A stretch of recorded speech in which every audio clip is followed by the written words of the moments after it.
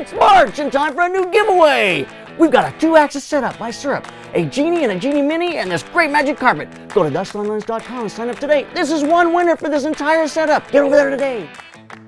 Hi, this is JP Morgan. And Lars Lindstrom. And it's Photo Video Trends for the month of March. March. We're already in March. I forgot what month it is.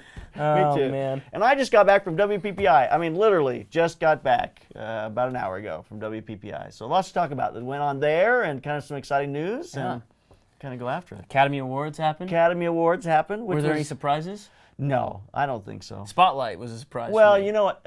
In the beginning, I kept going, what? Mad Max Max. again? Mad Max. Mad Max? Mad Max. Mad Max. All the below the line stuff went to Mad Max. Yep. So, and it was an incredible movie. You know, absolutely. So, but Revenant, I thought I thought that who's the Leo's in Revenant? Tom Hardy. I thought he was fabulous. I thought he was fabulous. He was good. He mumbled a lot. He did. So like I can understand not giving him the Academy Award. To me it was like a lifetime achievement award for Leo. It was. Right? Leo had to get it just because Leo hasn't gotten it yet. He hasn't gotten it yet. And he ate a liver from a buffalo. It was a real liver. Method actor. Method actor. Not so method. That's not acting though. No, it's not. It's like, and we're not going to beat you up. Right. It's like, that's not method acting. No, that's just plain. That's life. Yeah. That's just life right there. Man. But and Best Director, I thought that was pretty fabulous. Yeah. Pretty interesting. Alejandro. Yeah. Alejandro. Iñárritu. I have no idea how to say it, but so 2 years in a row. 2 years in a row, and 3 years in a row for Chivo. Best cinematography. So he's fabulous. So. He is fabulous, and that makes 5 years in a row that the Arri Alexa has won the best cinematography category. That doesn't surprise me. If you count the Alexa 65, 20% of those shots. So. Was it 20%? 20% apparently was Alexa 65, and the rest was Alexa. Fabulous. Well, so, yeah. There you go. So it was an interesting year. Yeah, it was good. All right, so just got back from WPPI, so let's talk about some of the things that I saw there. Please. So I'll start off. Yeah. Of course, being a Tamron fan, as I am, the most important thing, and you've seen it on our channel already, they have the new 85mm 1.8 that came out, and they reworked their 90mm macro lens as well, which is a 2.8. So do you know if it's improved optics at all, or is it the same? You know, as I talked to them there and I shot with it, it's extremely sharp. I think they're trying this whole new line of lenses. They're trying to get them all so they're housed the same. Yeah. They all focus the same direction. They all focus like Canon. Yeah, that was my biggest difficulty with the other 90mm macro was that it was just the housing was a little bit more plastic. But all their newer lenses they've come out with the last 2 years have just been really robust. Yep. And this is in that same line. So I think they're trying to kind of finish up that line. Great. So I'm guessing, but you'll see a 24 or 2.8 or 2.1.8 before the end of the year. A 24 1.8? Yeah. Okay. So that's another thing that I really like about the lenses is that the aperture is consistent throughout. Yeah. Right. So they have a 45, a 35, now an 85, and all 1.8. All 1.8. That's great. So cool. And very nice. Then a 90, I thought it was 2.8 though. Yeah. The macro. So, the macro. But then I'm looking 24. Although maybe it'd be a 20. 21.8. It's because they have a 35. I'd be interested in a 20. Yeah. It'd be really nice. It'd be cool. See a 20. Right. Great. So great. So that was very cool. Okay. And also, well, anyway, go ahead. What have you got? The DJI Phantom 4. So it's they've really figured out the technology in enabling you not crashing. Yeah. Which is really great. It's a great thing, Yeah. right? So that was like the main improvement on this new Phantom camera slash quadcopter. The second thing is the 4K video. It's the same sensor, but it's an improved lens. So you're not gonna get so much chromatic aberration and loss of sharpness on the edges. But you can also do 120 frames a second at 1080p mode. Oh, that's fabulous. Which is pretty cool. That is fabulous. So I'm interested in it, and because I have the Phantom 1, like the very first one. Yeah. And it's cool, but it mostly sits in a box. And so mostly because I remember that. Yes, I do. Because my batteries were doing something funny. So they just they'd be going great, and all of a sudden they would just go. I tried to catch it. Yeah, you should probably have some scars on your arms. Cut both my arms on the propellers. I don't think I caught it. I think I did catch it. Maybe not. No, you caught it. Well, you broke its fall, that's for sure. So throw yourself under it. Yeah. No, go catch it. Run, catch it. I have a controller. I can't do it. You go catch obedient. it. Yeah. Okay. So I'm excited about it. I think the new improvements sound pretty awesome. Yeah, well, that's fabulous. Well, they had it there at the show. Yeah, they did. And it's got the follow me feature, and yep. So that's, Which that is so exciting. It is. So I'm excited. I'd like to get a hold of one of these. And we've talked to them about sponsor. Tell them, write them, tell them they should sponsor the Slanted Lens and send us a helicopter. So we'll do an affiliate link down in the description. Absolutely. You guys can go buy one. Yep. It's $1,400. Yep. Pretty good deal. Which is the way we are sponsoring these Slanted Lens, is our affiliate link. And we have a great connection with B&H and with Amazon. Yeah. And B&H, I met a lot of the guys from B&H. Fabulous guys. Good people. Absolutely. Really great people. It was The store is really great. experience. People are great. Yeah. So sponsor the Slanted Lens. Keep us going. Keep trends going. Keep photo video trends going by sponsoring the Slanted Lens through the affiliate link. Anyway, talking about 4K, of course, the whole rage of the show was the A6300 by Sony. We kind of briefly mentioned it last time. We didn't really dive too much into it, but it's a pretty popular camera. People are talking shooting about that thing 11 frames a second. Woo! You know, I mean, I'm shooting on this thing, and it just cranks it. I mean, it just cranks it, and it's fabulous. It really is. And you don't lose the. I mean, you're seeing the viewfinder, you're seeing the frames as you're looking through it. It doesn't kill you. Have they disconnected those yet? No, you can't do it. So that's what they tell me. But all right. So anyway, but it's a crop sensor, so it's that smaller crop sensor. Yeah, but it's such a tiny little camera. It's, you know what? I'm thinking if I'm a vlogger, I would have this camera. Yeah. This is a small little camera you can zip around and do your stuff with. It's I think really Sony easy. owns the market share in the vlogger sphere.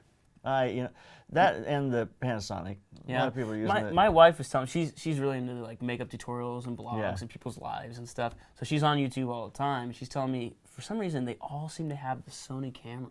So I'm thinking it's the A6000, and I think this is going to be the new one. This will be the new one. Yeah. I think this one has a lot of capability. Well, you got the 4K capabilities on that sensor.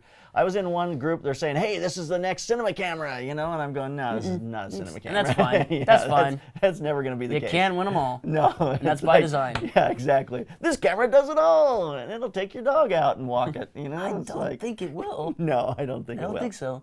Although 11 frames a second, you know, that's just about as fast as you need. It's just that small. Any it's very faster compact. than that, you call it video. Exactly. It's getting to close. Very close. It's called. Okay. So, but the other thing that Sony did, which is really the next step they had to do, is they came out with 3 what they call G lenses. Okay. And the G glass is a 2470, 7200, 2.8s across the board. I think a 35 millimeter. I think is it 3514. Yeah. Okay, so those 3 lenses, G glass, they say that the glass has been milled. They are made for 8K. They're made to last. They're saying these are glass. It's the glass of the future. It's the glass of the future. And you know what? I shot on them. I looked at them. They are really, really sharp. Yeah. They're clean. They're great lenses. So, but it works with everything. You got. I'm going. You know what? I have to give in. Yeah. But I'm an old guy and I have bad eyes. But when I click on the face recognition on a Sony lens, on a Sony camera, Snaps. and I followed a person all around the floor of the convention and just let it roll, it didn't matter where they walked. No way. And it didn't matter how close they got. If somebody passed the frame? You know what? It's what it doesn't do, which they used to do in that, is it doesn't just freak out. It floats. What? And then it picks it up again. No way. Absolutely. That is If the person leaves the crazy. frame, it would float.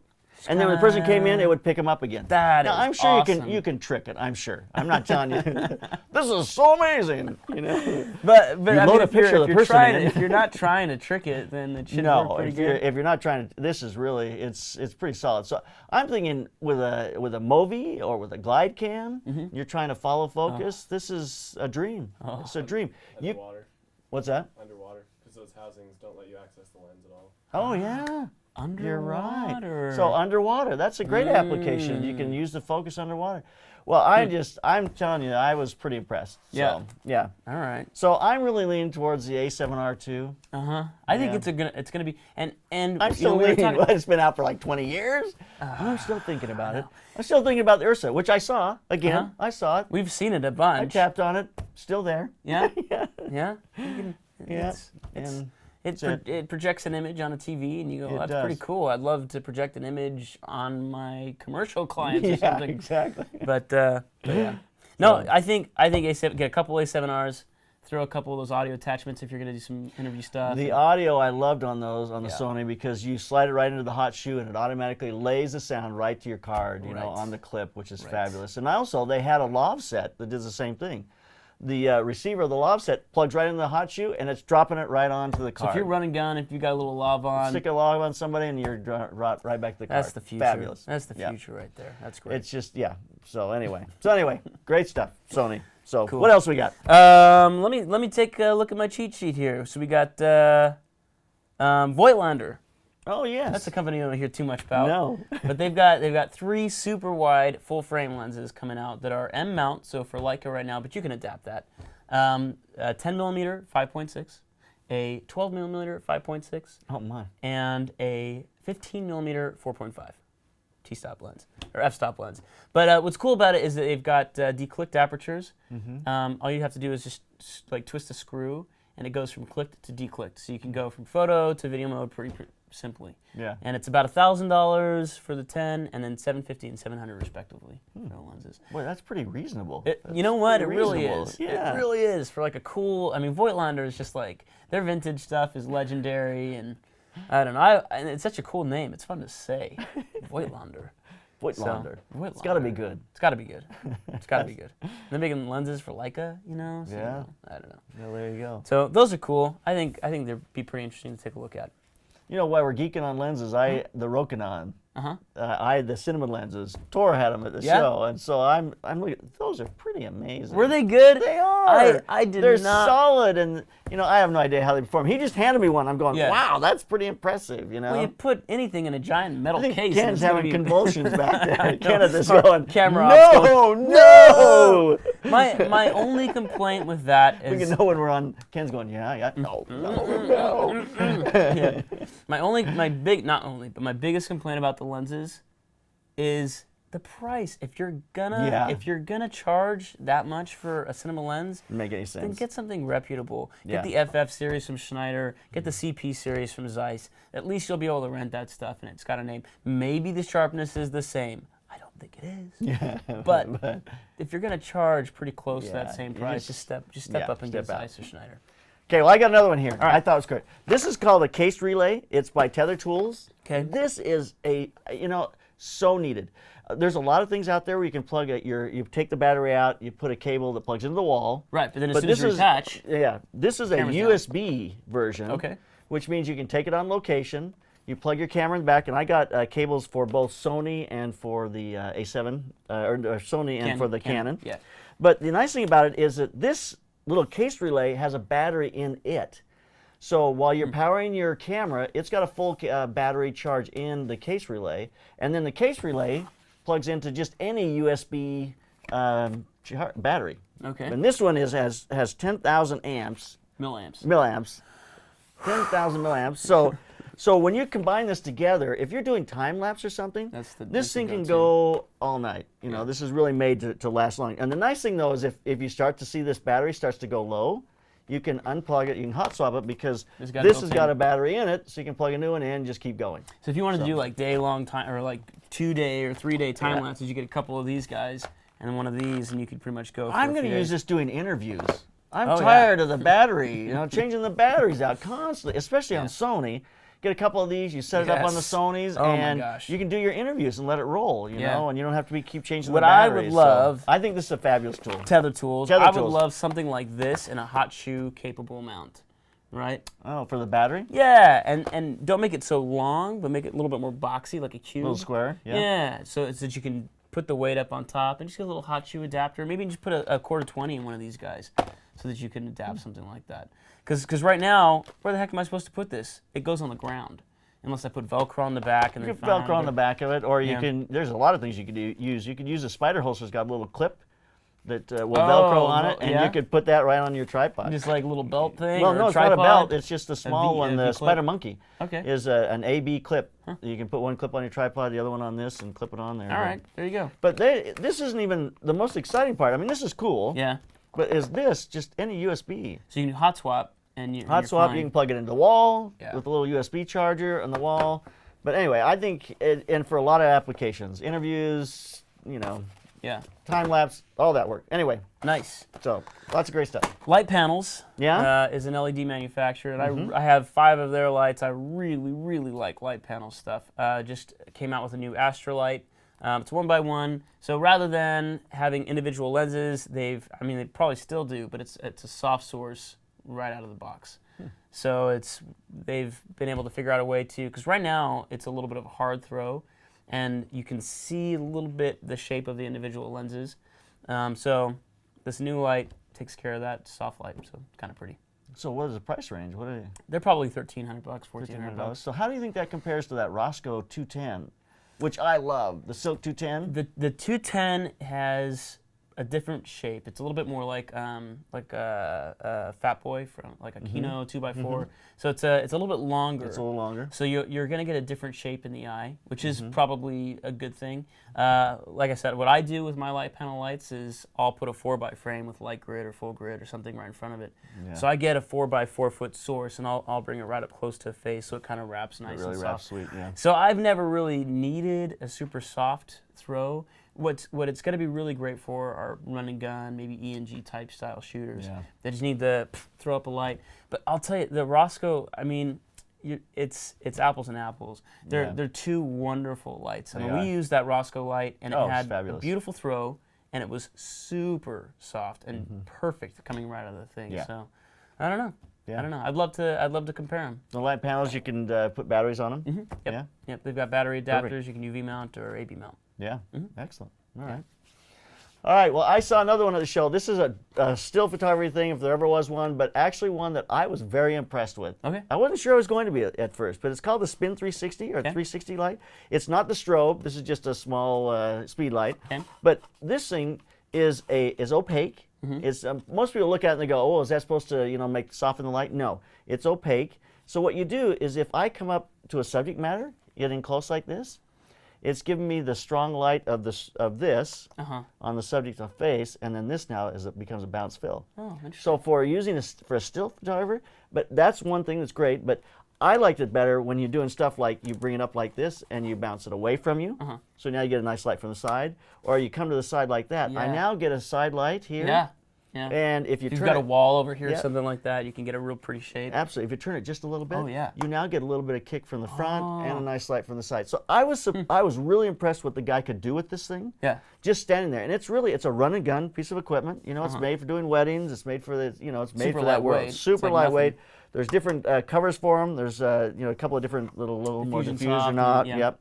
So I just thought it's called Spin 360. I'm going to test it. I'm going to use it and see how it works. But I was very impressed with it. And cool. New company. I just was there. You go to WPPI and there's the person who's got their table and they're so excited to be there, because their first show, and I'm looking at his product and I'm going, I hope your product's good, dude. Yeah. And I'm looking at it going, and it was good. It was fabulous. There was one. There was one there that was good. Because there were others I looked at and I'm going, oh man, dude, how much did you spend for this booth? I feel bad for you. Yeah.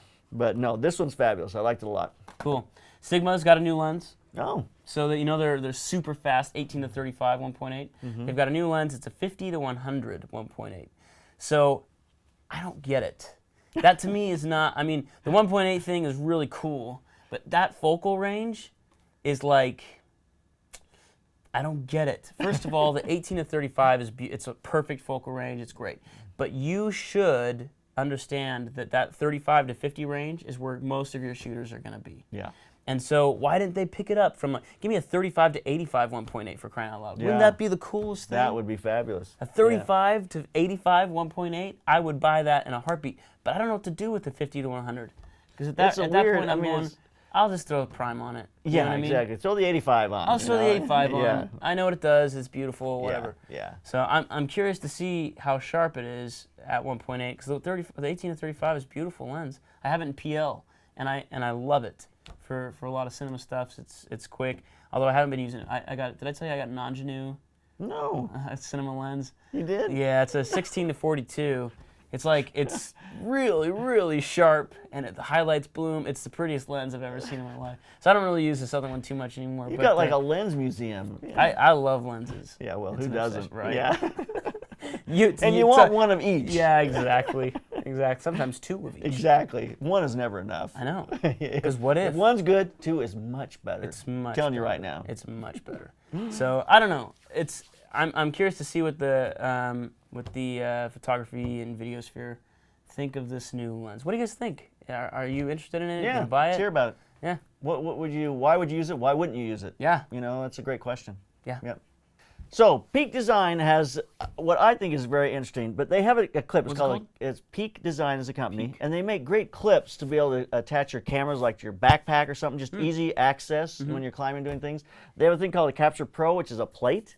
And I'm hoping I'm getting all this right, and I'll probably get a lot of people saying, you didn't get it right, but this is what I'm remembering. So the plate, you can hook it on your belt. You can hook it onto a back strap, you know, a backpack strap, which is nothing, I mean, that's been around for a long time. But what they have now is a device that hooks into it, and it's got on it either Canon or Sony places for lenses on each side.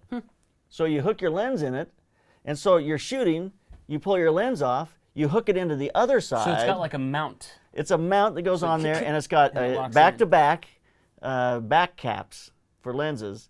And so you've got a they're lens. tight. Oh yeah, no, they are. So you got one lens hanging there. It locks in just like on your Okay, camera. okay, cool. Locks in just like on your camera. Yeah, I played with it. Oh, nice. So you turn it, lock it in. So you got a lens on your side there. You take the lens off your camera, you turn it, and it's got a little thing. It pops it out. Cool. Click it in.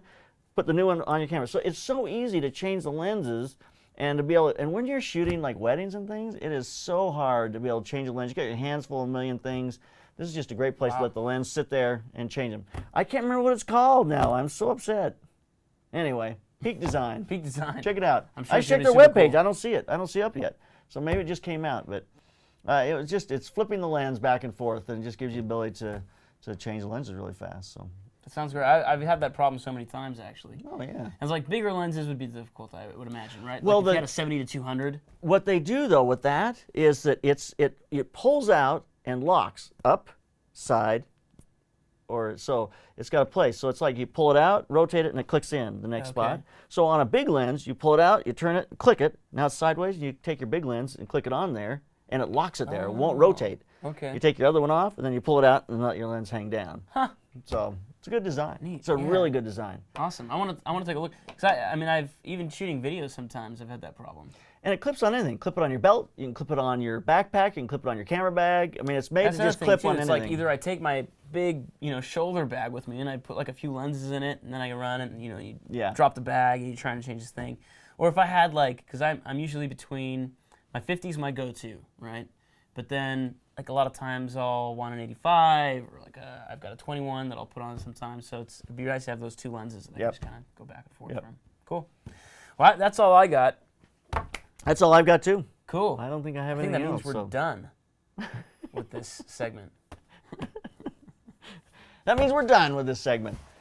And I'm sure there were a ton of other things at WPPI. Yeah. I love WPPI just because, and this is not an ad for WPPI, but maybe it is.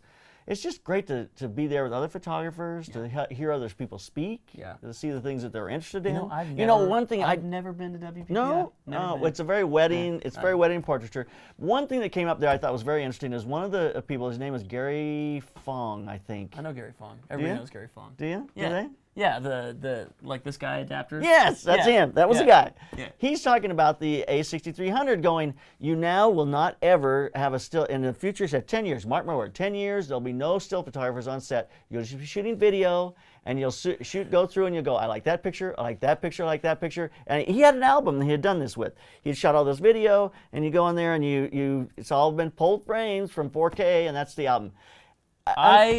First of all, what a nightmare. Yeah, can you imagine? So instead of having 3,000 photos from a wedding, you now have 70,000 photos. You're now to culling choose from. 70,000 photos. That sounds like a nightmare, first of all. Second of all, he's wrong. Yeah, he is wrong. He's wrong. He is wrong. Gary Fong. He is said, wrong. mark my words, in 10 years. Mark my words, in 10 years you will be shocked. I'm going to set a notification on my calendar for 10 years from now. All right? And we will see who was right. The thing he did not talk about, which was unfortunate, but he did not talk about the fact that video is about blurred frames. That's what fills in the motion, So every frame is blurred. It's a 50th of a second. Now you have to shoot 150th of a second, and it's and so your video is kind of worthless. So what's the point? Exactly. Just Or you shoot your some people stills. like stills. Stand really still. Let me shoot some video of you.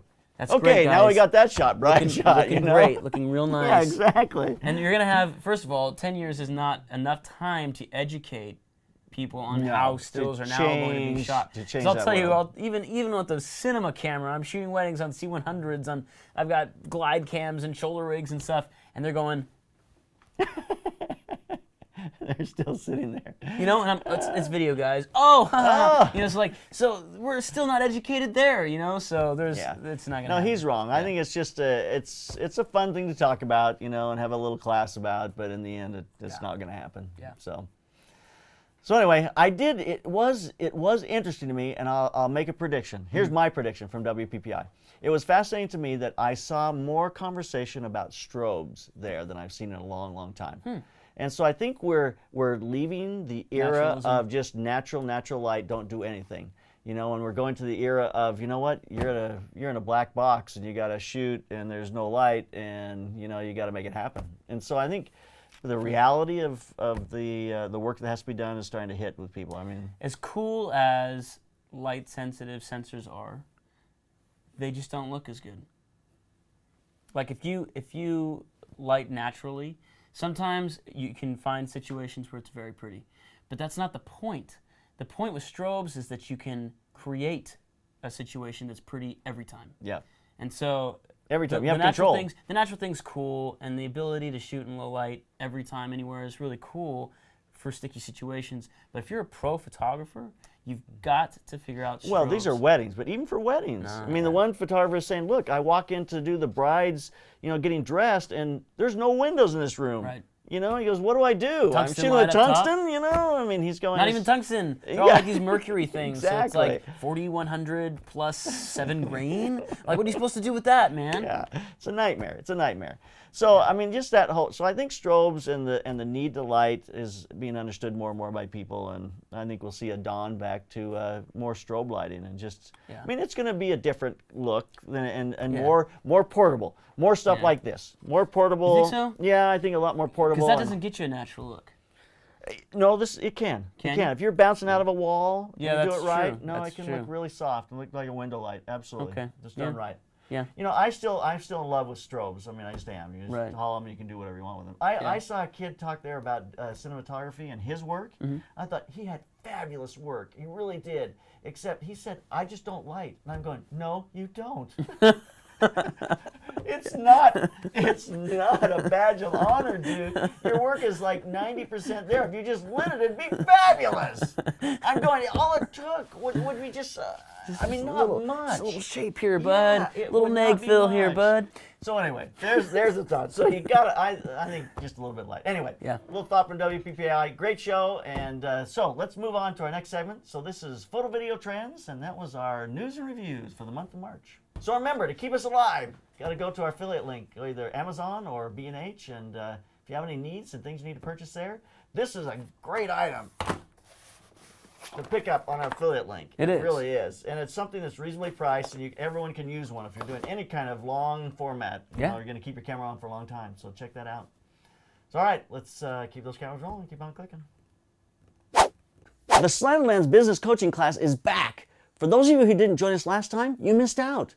Has your business grown like you wanted it to? We'll help it grow. Get involved with us. It's time to go. Go to theslantedlens.com/business class, and I'll help you grow your business. Hi, this is JP Morgan. We've got our first workshop coming on April 30th. We're going to be at a fabulous airplane museum here in Los Angeles. I'm going to show you how to work on location in all different types of lighting situations, and then I'm going to let you take great images for your portfolio. Jolene's going to end up our day with some fabulous editing tips that'll help take those images and really set them apart. It's on April 30th. You'll love it. Go to theslantedlens.com and sign up today. It's a very limited group, so you better get over there. Hi, this is JP Morgan. And Lars Lindstrom. And it's time for Photo Video Trends and Questions and Answers. Questions and comments. Your questions and comments. We're going to answer them today on Photo Video Trends. We know what we're doing. We sure pretend like we do. Cool. All right, first one.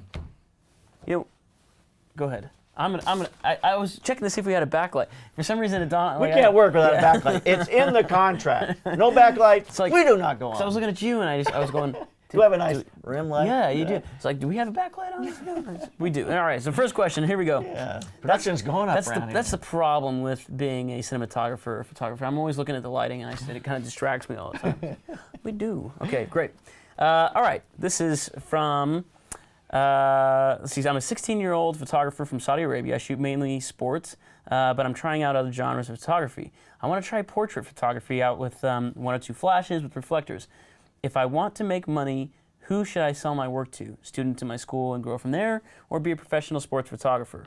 So shooting on a 70-200 f4 Canon lens, probably like a T5i or something like that. So Eli. Yeah. I think honestly what I would do if I were you is not charge at first, because you're 16 years old, you're super young.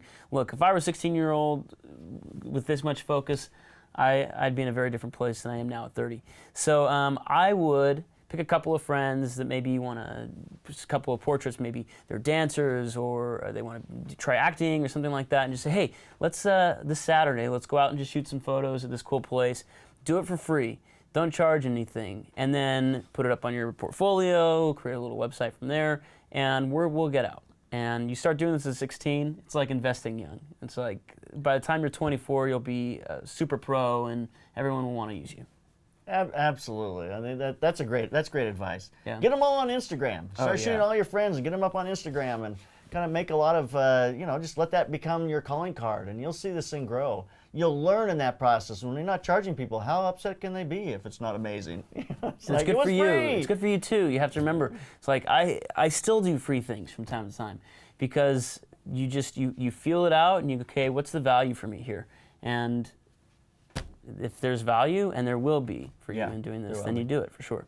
I think though, if you're doing sports photography as well, don't put that. Do it all. I mean, you're young. Keep shooting the sports stuff. Let that grow as well. Totally. I mean, photography for most photographers, you may have an area you specialize in, but you still shoot a lot of different things, and just it helps you kind of hone your skills, and you'll understand. Even as a sports photographer, you will have to shoot portraits. I can't tell you how many times a good sports photographer will have to shoot the quarterback, Tom Brady, or the manager, or a lot of the guys who do sports do portraits all the time. So those two worlds go together extremely well. And commercial. Absolutely. So keep working those areas, and just get on Instagram, get a following, and get people loving what you do, and eventually they'll make you take their money. Yes, eventually they will. Great.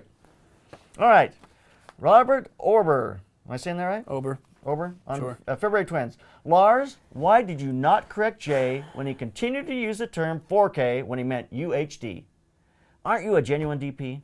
Most folks seem to be missing the fact that unlike its competitors, the 1DX2 and its predecessors shoot real 4K at 4096 by 2160. The others shoot UHD at 3840 by 2160. This may cause me to switch to Canon if Nikon does not announce 4K soon. These are standards, and the distinction matters.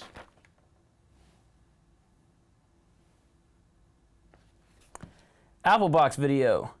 Here's a comment. How big are they if you ever wanted to make your own? Oh, that's a great. You know what? I can't remember. I think they're 28 by. You did make your own. I did. Most of the apple. In fact, you even customized one. Yep. So you did a double apple. I did a double apple. I love the double apple, which I learned. They are the greatest. They are the best. You know what it's man. called? It's called the Tom Cruise. Oh. It's called the Tom Cruise I on set. thought a full apple was called Tom No, Cruise. it's a double and a half. It's a full and a half. Okay, yeah. Wrapped, taped together, and turned on its side. Is a Tom Cruise. Tom Cruise. I think that's right. That's what I've heard. Yeah. No, you're right. You're absolutely right. So I think those two apple boxes, that size is fabulous. So yeah, I want to go back to this previous one. You couldn't let it lie. You couldn't let it go. I knew it. I want to talk. Just my thing is, who cares? We're missing 200 megapixels there. 200 pixels. I don't care. What's the deal? Yeah, if you're gonna call it 4K or ultra high definition, whatever, man. The TVs right now, like any 4K TV that you buy, is not 4096 pixels wide. It's Ultra HD at 3800. So, like right now, if you've got a camera that's shooting Ultra HD and you're mad that it's not shooting 4K and you're mad about those 200 pixels, why? Yeah. The format doesn't exist. I mean, it literally doesn't exist. There's no delivery system for it. There's no delivery system for it. And so, unless you're, for some reason, projecting at 70 feet in the highest end theaters, then, which I don't even know if those do standard 4K. So, I don't know. So, I appreciate you. There's a person who really knows his stuff. We appreciate that about you. You really know your stuff. And I just don't see but the it's- delivery. Yeah, there's just a point where it just delivery may come, but it doesn't exist now. Yeah. So. Okay, so apple boxes. Yeah. They're 12 by 20. Is that what we said? 12 by 20. 12 by 20. And then 8, 4, or 2. And then a pancake is just 3/4 inch, which I've never understood. It's supposed to be Yeah, an why inch. wouldn't you do an inch? Is a pancake an inch? Why wouldn't you? It's supposed to be an inch. It is an inch. It's gotta be an 1 inch plywood. Sorry. Yeah. Sorry, you're right. Yeah, 3/4. So, because you can stack a pancake, 2 pancakes will give you a quarter apple. Right. Yeah. Exactly. So there you have it. So 20 by, and let me give you a little thought about this. Okay. Because the next question is, can you make your own? I've made them. Yeah. And it's not super hard. It's just super time intensive. Because you got to cut all the pieces out. You've got to router all the edges. You've got to router the handholds on the inside and the outside. You got to sand all that. You got to nail them together. I've made them. It's just a lot of work. And, you start to go, okay, how much does a full apple cost? Half apple. They're expensive, don't get me wrong. Right. And someone said, oh my word, they're so expensive on B&H site. The price there is better than anywhere else you get it. Yeah. But you go to the different grip places down here in LA and they're just expensive. They're just expensive. Yeah. But they are so useful. I mean, you use them you can't, it's probably one of the most useful tools on set that does not cost $1 billion, only half a billion. Yeah. How much are they? They're like $35 for a pancake. It's just a piece really? of plywood. it's just insanely expensive. Could you just make, pancakes? Can't you just get 2 half-inch pieces and cut them out and glue them together? Well, that 1 inch plywood's expensive, and they got little handle things, Okay, that's true. I don't know. There you go, 12 by 20. It's worth trying to make them if you want to do it. If you have the skills, go for it, because I've made them and it's been successful. And If you live in a big city, thing. just check Craigslist. I've seen them on Craigslist quite a bit. So, very nice. right. Let's see. What do we got here? Are you up next or am No, I think you are. Okay, shoot it at sunset. Mason-Dixon photo, 4 days ago. That was how long ago Oh it was. yeah, very nice. Mason-Dixon photo. Yeah. Thanks for another great video. Can you tell us how you went about getting permission to do a commercial shoot in a national park and how much the permits cost? So this is shooting at sunset with the Lincoln. We called Gettysburg. There is a filming department there. That's right. They were pretty reasonable in price-wise. I thought actually it was reasonable, and I can't remember the exact cost. $65. That was the original that was the original quote, $65. But then you had to pay $50 an hour for a monitor. Gotcha. And by the time you add it up, I think we paid around $400 or $500 Okay. to be there. So Okay. it was $400 or $500. That may be high. That may maybe $300 or $400, but it was worth it. You go through the process, get permission, and we had a guide with us from the park the whole time, and it was worth getting the permission. So. Some really cool images. If I could make my living and never had to do anything else again, but I could just shoot vintage imagery, I would do it the rest of my life. I love it. I should shoot vintage films is what I should do. You should. I should. I mean, I loved Lincoln? I loved Lincoln. But the one that was nominated for Best Picture this year, why can't I remember what it was? Revenant? No, Brooklyn. Brooklyn. Did you see Brooklyn? Yeah. I didn't see Brooklyn. Oh, it's Was it so fabulous. good? It's a vintage, piece done. New York. I love that kind of stuff. I just man. love it. So Yeah. anyway. All right. But anyway, it's not hard to shoot in the national parks. You just have to get permission. And generally speaking, the only thing that is hard about it is you do have to have liability insurance, and that's $2 million liability. And if you don't have that, then that's a bit of a problem. But we have it, so it's like a $20 certificate to get the signed by giving us the ability to shoot there. So. Insurance is cheap, guys. And you It don't is. necessarily need to go with any particular. You could call. I've insurance through State Farm.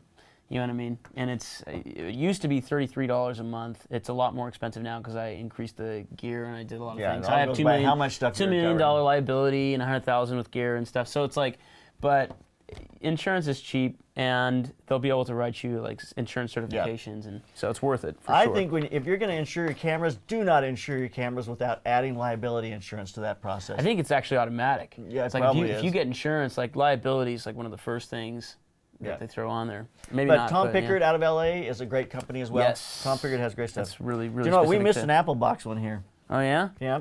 What are your thoughts on a nesting apple box versus a traditional one? Ryan Stam. I actually made nesting apple boxes. Did you The really? first ones I ever Hin- made. so I made hinges and- hinges and everything. So a big hinge lid, and then 2 boxes dropped inside of it. But the problem was the 2 boxes dropped inside of it did not equal. The dimensions were shorter than the one they were in, and Right. so it just. So, but the two on their own, they worked out. It's kind of like a smaller Apple box in an Apple box, but they have others that they pull out the side. Is that right, Kenneth? Like Pull out the side? top panel and they come out the sides. I don't know. Is it they come out the top? That's the one I saw. Yeah, I'm pretty Okay. sure they come out the top. So they come out the top, but it's just, it's a great way to store them, and the idea is great, but they just don't equal height with each other, and so I don't think they're a great deal. I think you're better off just get yourself a set of Apple boxes and go from there. But that's my advice. But maybe Yeah. there's something great there. Anyway, go on. Shooting at sunset. Delta Fit said, when you start to get those long exposure, like 1 to 2 seconds, rather than risk movement from the model, could you use a second or rear curtain sync on your flashes? Yeah, you absolutely could, but you have the same issue in that you're letting your model sit, and it's going to blur on one side or the other as you sync. So I don't know what a curtain sync is. The camera is going to open, and you can either have the flash go off when the first curtain comes up, Okay. or just before the last one Huh. goes. So at the beginning of the exposure, or at the end, basically. Interesting. I'm going to get a million people who are saying I'm saying this wrong. I'm positive. Really? Yeah, I'm sure I am. But you understand it. That's clear. Absolutely. So, but the reality is, though, if the person's sitting there, if a person is standing, when you take a strobe, when the strobe goes off, You burn the image. then that's where they are. And then if they move, there becomes this little black kind of highlight around, or black line around them, where they punched a hole in the sky when you took the strobe, and now if they move, then there's just this black line. Does that make sense? Yeah, makes sense to me. So, but if you do rear curtain sync, if they're standing here and they move, and then it goes off, it's just the reverse. The line's just on the other side. Oh, gotcha. They're still masking out a place in the sky. Yeah. So, Okay. And that's a thing. They're saying that's not desirable. You don't want to get that black line. well, if you're I don't risking like the the black movement, line. yeah, I don't like the black line. It used to be kind of a cool thing. People did it all the time, but it's not cool anymore. Not cool anymore. If your mom wears bell bottoms, you'll hate them, and your kids will love them. Yeah. Yeah. the way right. it goes. So black lines will be really cool when I have kids. Absolutely, that'll be the thing. Awesome. Who better to ask than you? I want to fire a flash at fast shutter speed. Can I use something like the Pocket Wizard Flex TT5 with any manual speed light or strobe, or do I need something else? I use Nikon camera. I assume I would hook up the Pocket Wizard, put the transmitter on top of that, and a receiver on the flash, Myops, Pocket Wizard, transmitter. Wow, there's too many stacking up here. Can they even be stacked? Ugh, I'm sure, and I'm very off track. Whoa, Steve-O, there's stuff going on all over here. Well, the whole idea of the the Flex TT5, is the fact that it allows you to control these small speed lights off camera. I mean, that's what it does, but you've got to have also the receiver on this in order to control it. Right. And so, What's the question? So what is the question here? Can I use something like the Pocket Wizard Flex TT5 with any manual speed light or strobe? If you have the AB unit, you can, because the B unit becomes the one that is going to now control the strobe. You need to have a transmitter and a receiver. Yeah, is that right? basically. So your transmitter though can fire multiple flashes. Yes. So, but your receivers all have to be. Yep. With the Flex 5, I believe they can do 3. Okay. Yep. There you go. Yep. All right. That's something I should look at, and we should shoot a test, or not a test, but shoot another lesson on the Pocket Wizard. And Pocket Wizards are great. They are so great. Yeah. They have been a standard in the industry forever. Who else makes great that equipment. flash technology? There's others that are trying to get it. No one's like Pocket Wizard. Not that I mean, there are others they're doing some, but it's Pocket Wizard is the leading. They really are. Yep. Okay. Shooting a documentary. I know this is an old video, but what is the preferred boom mic you would prefer? So you probably have an answer, and I have an answer. I know what your answer is. What's mine? Okay, let's hear it. It's actually the Rode NTG3. Really? Yes. That's a new one. Yeah. I've had it for a long time now, and I've had the Sennheiser 416. I've had the Sennheiser. I was going to say the Sennheiser 416. And I would say the Sennheiser 416 has been the industry standard in booming forever, for a long time, forever. But the reason I like the NTG3 is because it's got a beefier audio signal. So your vocals just sound stronger right out of the box. So the Sennheiser 416 is flat. And usually that's what you want in a microphone. It's what you want when you shoot cinema. You want a flat image, right? So you want the highest amount of dynamic range. It's the same thing for audio. However, I'm a video guy. I'm not doing a ton of audio stuff. I love a beefy, strong image coming right into my camera. I have built-in compressors on my XLR inputs on my camera, so I don't have to worry too much about the compression. So to me, it just sounds great. I love the sound of the Rode NTG3. Wow, I'm gonna check it out. It's like an $800 mic, so it's $300 cheaper. Yeah, that's $300 cheaper than the Sennheiser. Or more, isn't it like $1,100? It's $1,100, so it's $300 cheaper than this. There you go. Notice how that math works right out there. Hold on. Yeah. Yep. Let me get the my math checks out calculator. there. Yeah. So it's cheaper than the Sennheiser. It's the durability, the build on it is just as nice, but I like the sound more because I don't have to do anything. So there's to a it. test we should do. We should put those two mics up, Love head to. to here, head And to head, it's more forgiving. Look, if I'm off access just a little bit on the 416, then it's like a significant drop in my decibels. But that's supposed to be the advantage, though. To the shotgun mic. Yeah, I mean, Right. you're not getting anything else. You're really honing in on. You gotta know what you're doing though, But when you aim the thing. to a degree, right? Because if it's a little bit and you're just like, you're trying to boom this thing, or just Yeah. like you maybe are in a rush because you're trying to get this interview, this documentary, and you just kind of place it and they're rocking back and forth. Yeah. Because you can't control That- that. you You set it can't up on a control stand and they're leaning in and they're in and out. You're trying to Yeah. pull focus because you're a one-man band. Yeah. You need a microphone that's just got a little bit of forgiveness. Kind of open Right. that door. So that's All right. the Rode NTG3. Let's put a link in our description thing down here so you guys can buy this microphone from B&H because I'm gonna telling buy you, one. dude, I love it. I love it. And I'm not saying that for any other reason for the fact that I have one and it's awesome. Is it small enough I can put it on the camera? No, it's like No? it's about this It's long, big, so it's big like and it's the- metal. It's Yeah. it's a really great build on it, but they're not they're not like the 21-inch guy. But they're beautiful. I love them, and they're silver. It just looks cool. Yeah, and they come in this metal And they're case. silver? What is that? I don't know. The 416's black, and Well, there you go. This one's silver. I don't know. This one goes to 11. Yeah, and it's got this cool metal case that unscrews, and it's like the cylinder, and you pull it out, and you just feel like you feel so cool. You feel like you're about to have a lightsaber duel. I took my 416 out the other day, and the front of it just goes, whoop, falls out on the ground. I'm going, it's an $1,100 mic. Yeah. You know? The front of my Rode has never fallen off. Yeah, how long have you had it? I've had it for 2 years. Yeah, well, I've had mine for longer than that. No, I think we probably got them about the same Did we? time. I think mine just had a screw that came out. I saw on Yeah, I'm email sure tonight yours is this- great. I'm sure it's a great fine. microphone.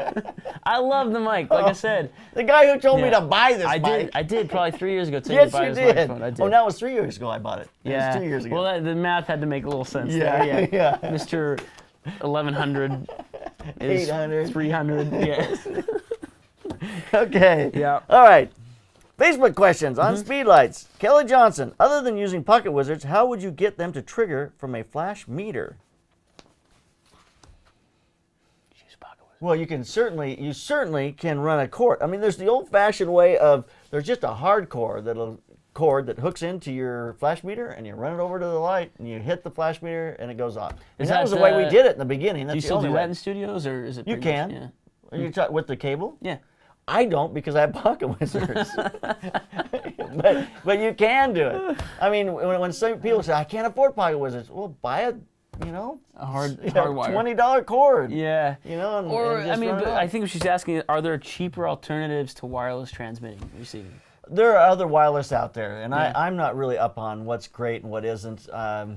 I just have had such great luck with the pocket wizards, and that's just where I'm Yeah. at.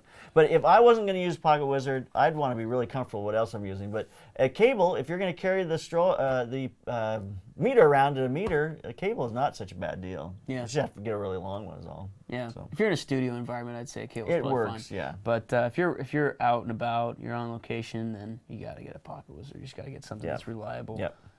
Cool. Makes sense. All right, well, that's all we got. So there you have it. Questions and answers. Comments. And comments. And Things. technical things and some other stuff thrown in with JP and Lars in the month of March. Is this video being shot in 4K or Ultra HD? It's much less than that. It's more like 1080p. Hey, you know what? Where I come from, 1080p still rules. Hey, It's still king. 1080p. There we go. We're still waiting for the Ursa Mini. Waiting patiently. Any day now. Any day, it's coming. I In just the know mail. it is. Yeah. I know it is. Yeah. I call every morning. Yeah. B&H. Hey, have you got it in yet? Yeah. We're making fun of Hey, poor guys JP. of Yeah. Black Magic. Hey, we're sure it's gonna be a fabulous camera when it gets here. Yeah. So, all right. Well, thank you for your comments. Make sure you comment. We'll try to answer as many of them as possible on the YouTube channel and on our Facebook page, on our web page. Go to theslantlens.com. There's a lot of great stuff there. You know what? I never talk about on our show the things we've got going. Okay. We have our business coaching class just launched on March 3rd. It's a 16-segment class that takes you from the beginning to the end of exactly what you need to do in order to start your business, to organize your business, to keep your receipts, whether you should incorporate. It goes through how to... Can you link me in? Absolutely. I would love to be It's involved. a great class actually. to do. I mean, even if you've been in business for a long time, it'll clean up all the things you're not doing right in your business. I'm telling you right There's now. a lot of those things. It's Yeah, like, it will help you. like, Plus, do it will I also help need you to keep get these on receipts? track Yeah. with social media, Yeah. with a lot of things. There's contracts in there. They've got a lot of things you can get, and it's pretty. It's like $290, I think. yeah. I can't even remember. Yeah. It's late. I'm I tired. should say, I will say one thing. I've known JP, I've known you now for probably, 4 or 5 years? 4 or 5 years. 4 or 5 years. I would say JP is first a businessman and second a photographer.